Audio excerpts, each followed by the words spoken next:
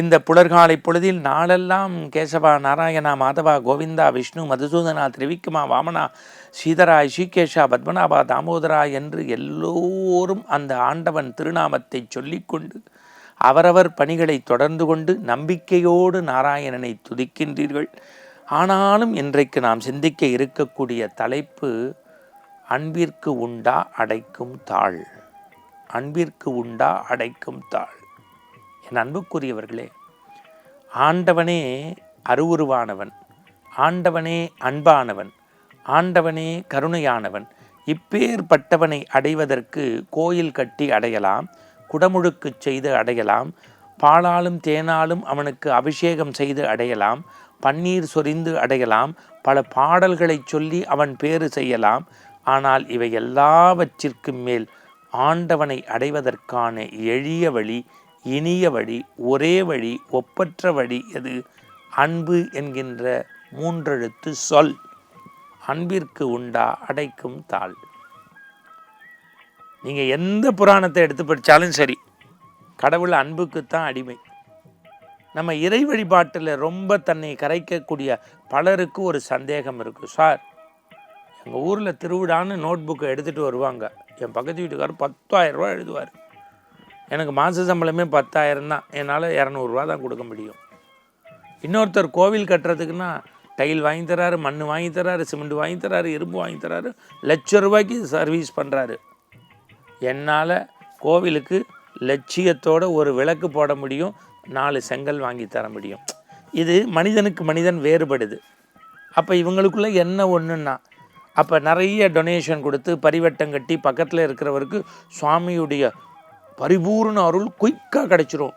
தள்ளி நிற்கிற நமக்கு மெதுவாக கிடைக்குமா அப்படின்னா, கோடியை கொடுக்குறவங்களுக்கும் நல்ல மனத்தோடு அதே புண்ணியம் கிடைக்கும். கோவிலில் நம்ம சாப்பிட்டு போடுற குப்பையை எடுத்து நீர்நிலைகளை அடைச்சிக்காமல் கண்ட இடத்துல இல்லாமல் குப்பை தொட்டியில் போட்டு நாராயணனுடைய நாமத்தை சொல்கிறவங்களுக்கும் அதே சிறப்பு கிடைக்கும்.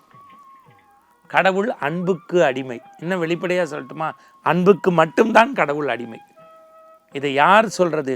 பலமுறை நான் சொல்லியிருக்கேன், உங்களுக்கு சொல்கிறேன். பரம்பொருள் யார்? கிருஷ்ணன், நாராயணன்.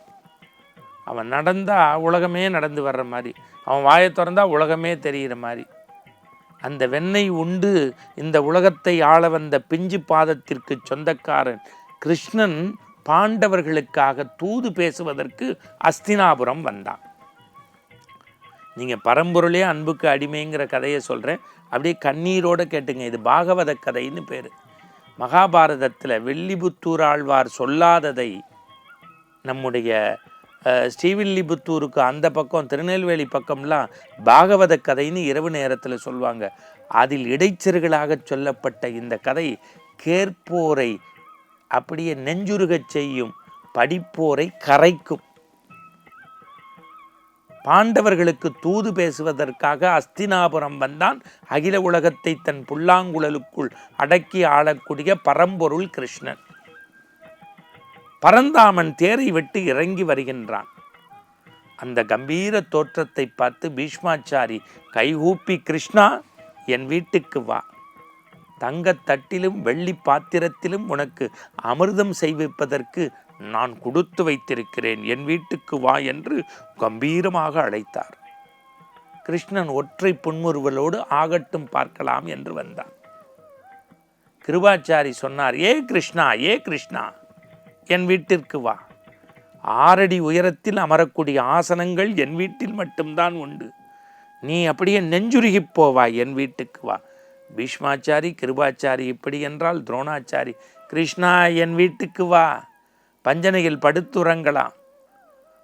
உன் பாதங்களை அமுக்கி விடுவதற்கு எத்தனையோ பணிப்பெண்கள், கவரி வீசுவதற்கு பணியாட்கள். நீ வேண்டுமென்றால் கயிறை வானமாக திரித்து நான் வண்ண அமிர்தத்தை உனக்கே எண்ணத்தில் கொண்டு வந்து கிண்ணத்தில் தருவேன் என்றான். கிருஷ்ணன் ஆகட்டும் பார்க்கலாம் என்று நடந்தான். 4வதாக மெலிந்த தேகத்தோடு இருந்தான் ஒருவன். அவன் பெயர் விதுரன் என்று பெயர்.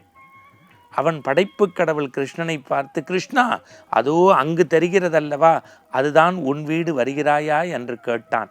கிருஷ்ணன் இந்த பீஷ்மாச்சாரி, கிருபாச்சாரி, துரோணாச்சாரியரை பார்த்து சொன்னான், இந்த அஸ்தினாபுரத்தில் எனக்கென்று ஒரு வீடு இருக்கின்ற போது உங்கள் வீட்டிற்குள் வந்தால் ஊர் சிரிக்கும், என் வீட்டிற்கு போகிறேன் என்று போனான். வந்தது பரம்பொருள் அல்லவா? சப்தநாடியும் அடங்கி விட்டது விதுரனுக்கு. வந்தவரை உபசரித்து கொடுக்க வேண்டும் என்பதற்காக உணர்ச்சி வசப்பட்டு உஞ்சவர்த்தி ஐயராக இருக்கக்கூடிய விதுரன் 2 பழங்களை எடுத்தான். வாழைப்பழம் பீத்தான். படபடப்பு அதிகம் என்பதால் பழத்தை கீழே போட்டு தோளை கிருஷ்ணனிடத்தில் கொடுத்தான்.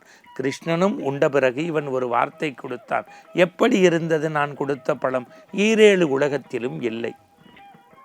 பயந்து போய் கிருஷ்ணனின் வாயை பார்த்தான். தோள், கிருஷ்ணா மன்னித்து விடு, போடா. நான் ஆயர்பாடியில் கோபியரோடு கொஞ்சி விளையாடுகின்ற போது என் தாய் யசோதை கோக்களுக்கு பழம் கொடுக்க சொல்லுவாள். நான் பழத்தை சாப்பிட்டு தோளை கொடுப்பேன். இன்று எனக்கு நீ கொடுத்தாய், ஆகட்டும் பார்க்கலாம் என்று பேசினான். நேரம் கடந்தது. கிருஷ்ணன் பசி என்றான். பரம்பொருள். பரந்தாமன் துடித்தான். விதுரன் அடுத்த வேளை சோற்றுக்கு வழியில்லாத உஞ்சவர்த்தி பாப்பான். கிருஷ்ணா, என் வீட்டில் நீ திரு அமுது செய்வதற்கு நான் பாக்கியம் செய்திருக்கிறேன். கொடுப்பதற்கு ஒன்றும் இல்லை. ஒன்று மட்டும் உண்டு. இரவு நேரத்தில் நான் உண்டு உறங்குவதற்கு ஒற்றை கோப்பையில் உப்பு கஞ்சி குடிப்பேன். அமிர்தமாக இருக்குமே, எனக்கு கொடுவே. கஞ்சி தயார் செய்து குவளையில் ஊற்றி கொடுத்தான். கண்ணன் குடிக்கப் போன போது குவளையை பற்றி கொண்டான். இது என்ன நாடகம்? நாடகத்தை நடத்தி பல பேரை புருவத்தை உயர்த்துவதுதான் கிருஷ்ணனாகி என்னுடைய வேலை. எனக்கே உன் வீட்டில் நாடகமா? ஏன் கொடுப்பது போல கொடுத்து பறித்து கொண்டாய்? இல்லை கிருஷ்ணா, நீ பரம்பொருள். உனக்கு இந்த எச்சில் குவளையினுடைய உப்பு கஞ்சி ஆகாது. எனக்கு இறை குத்தமாகிவிடும். எனக்கு பசிக்கிறதே. ஒன்று செய்கின்றேன். என் வீட்டு மேல்தளத்தில், வீடே தனுண்டு, அதில் என்ன மேல்தளம் கீழ்த்தளம், காய்ந்த சருகு இலை இருக்கிறது. அதில் உப்பு கஞ்சியை ஊற்றுகின்றேன், குடிக்கிறாயா? அமிர்தம் ஊற்று கிருஷ்ணா, பார்த்துக்கொள் பார்த்துக்கொள், கஞ்சி ஓடும். உலகத்தில் பகவத்கீதை தந்த பரந்தாமனுக்கு ஓசி கஞ்சி என்பதால் நீ அடிக்கடி எனக்கு நினைவூற்றுகின்றாய் கஞ்சி இலையில் ஓடும் என்று. என்ன செய்வது? ஓசிக்கு வந்திருக்கிறேன், ஊற்று. வலப்பக்கமாக கஞ்சியை ஊற்றினான். இடப்பக்கம் ஓடியது. இடப்பக்கம் பிடித்தான், வலப்பக்கம் ஓடியது. இரு பக்கமும் பிடித்தான், கஞ்சி கீழே ஓடியது. பரம்பொருள் என்ன செய்வது என்று திகைத்து போனான்.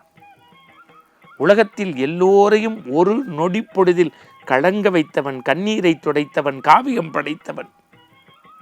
அந்த கிருஷ்ணன் என்ன செய்வது என்று துடித்து போன போது விதுரனை பார்த்து சொன்னான், விதுரா, இந்த அஸ்தினாபுரத்தில் என் மீது உனக்கு எவ்வளவு பக்தியடா.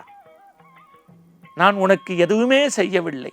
ஆனால் நீ வைத்த அளவற்ற அன்பு எனக்கு எதை தெரியுமா இந்த மண்ணுலகத்தில் காட்டியிருக்கிறது? எது தெரியுமா?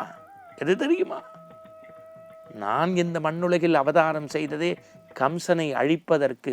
எனக்கு இரட்டை கை வேண்டாம், ஒத்தை கையால் அழித்து விட்டேன். இரட்டை கை வேண்டாம், ஒற்றை கையால் அழித்து விட்டேன். ஆனால் உன் உப்பு கஞ்சியை குடிப்பதற்கு 4 கரங்கள் இருந்தாலும் பத்தாது. உன் அன்புக்கு நான் அடிமை. உலகத்தின் பரம்பொருள் பகவத்கீதை தந்து இந்த மண்ணை மக்களை காப்பதற்காக தந்த கிருஷ்ணன் சொன்ன வார்த்தை, அன்புக்கு நான் அடிமை. என் அன்புக்குரிய ஜெயா தொலைக்காட்சியினுடைய ஆன்மீக அன்பர்களே, இனிய நேயர்களே, ஆண்டவன் பாதத்தை நாம் அடியவராக பற்றி வாழ்க்கையில் உயிர்ப்பதற்கு நாம் உள்ளங்கையில் எடுக்க வேண்டிய ஓர் மந்திரம் அன்பு, அன்பு, அன்பு. அன்பு மட்டுமே ஆனந்தத்தை தரும். மீண்டும் நற்சிந்தனையோடு நாளை சந்திப்போம். வணக்கம்.